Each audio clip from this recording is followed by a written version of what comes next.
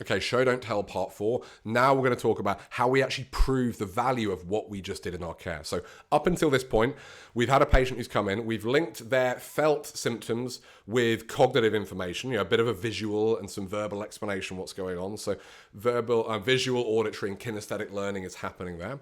Then we've predicted what we think we're going to find. We've sat them on the bench, we found something, we've said, do you feel that and how does it feel? To get them to tell us that, yeah, this area isn't right, it's stiff, it's uncomfortable, it just doesn't feel good. So at this point, they're going, right, you found the issue, it makes sense to me, and we can both agree that there's something that we need to do about it. Now what we're going to do is show them how our adjusting actually improves that, because up until this point, they have confidence that you know what the issue is. They don't know if you can help them. They likely will think you do, but we want to prove that. And I'm going to show them rather than tell them.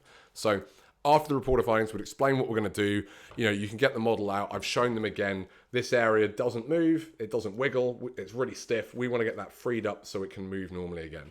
And that's what I want to do. And I tell them, when we talk about the popping noise, I say, what I'm interested in is that area that felt tight. I want to feel that moving better. If we did, we know it worked. You may get a pop, you may not. But what I'm looking for is whether it worked or not. And this is important because that actually helps get them out of the idea that I need the pop to feel better. And we'll talk about that in a moment, and the way that most practitioners accidentally set themselves up to rely on the pop, even though they're telling patients they don't. If you get sick of telling patients the pop doesn't matter and they still don't buy it, this video is going to be doubly helpful for you. Anyway, how do we prove this? So we found the issue there. We've explained what we're going to do. We've laid them down and we've done the adjustment. Then what we're going to do is immediately after that one adjustment, sit them back up and recheck it. And I'm going through the same thing. And then I'm going to go, right, that's moving better. Do you feel how that's better? I want them to tell me. So hopefully most of the time I've done the adjustments. It is now moving better. But they're feeling it. They feel the improvement. And they do it right away. This is something that I never used to do. I made this mistake that a lot of practitioners make. And what it led to was basically I would treat the patient, I'd assess the patient, I'd go, right, I've worked out these areas I need to treat. I would then lay them down, I'd do my treatment, I'd give them whatever active care we're giving that day. Okay, I'll see you next week. And essentially, I was hoping that they felt better next time. Len Fay has this line I really like where he says, why are you waiting a week to find out if the treatment you did actually worked? And test, treat, retest is a much more powerful way of doing this. So I then did what most practitioners do, is I then sat them back up at the end of the treatment and rechecked it. Hopefully to show them that, look, these areas are moving better. There's two problems with that. Number one is, what if it doesn't work? You spent the whole treatment, you're out of time. What if you've done the whole assessment and it hasn't got the changes you want, or they're going, oh, it still hurts there. Now you're up against it. Now you either have to, run late, which nobody likes to do, or you have to fob them off, which nobody likes to do either. So instead, by sitting them back up immediately afterwards, if it hasn't done what I expected, or they're going, it still feels tight, we have time to work with that. It just needs to feel tight, that's fine. But we have time to do it rather than at the end of the session. If a patient feels a bit unhappy and it's the end of the session and they feel you're either rushing and you're a bit stressed, or they hear you say, oh yeah, it'll be fine next time, they're going to have some doubts. So immediately recheck afterwards. The other reason is that even if it works well, I'm actually giving them extra hits of dopamine.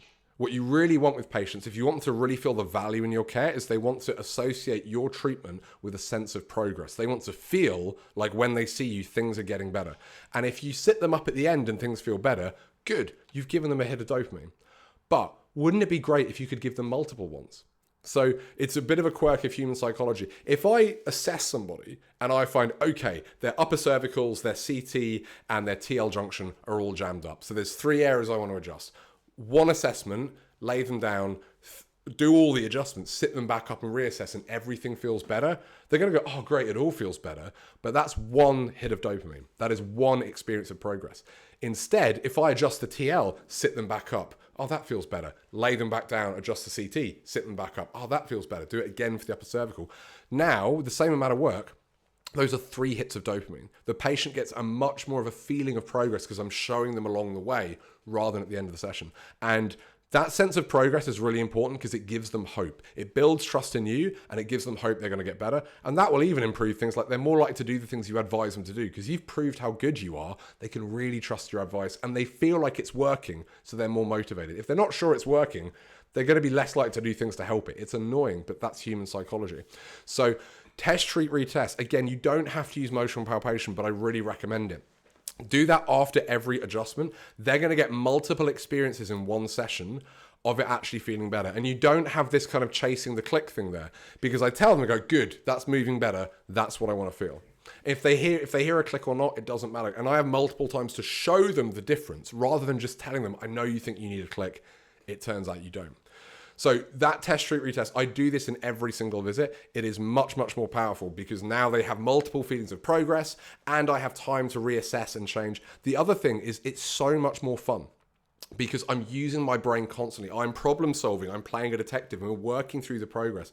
When patients can see you doing that, they can see you thinking on your feet and actually being that detective. And it's not massively hot. Like, I'm using my brain, but it's not impossible to do if you're a chiropractor. If you've never done this before, it's not that hard.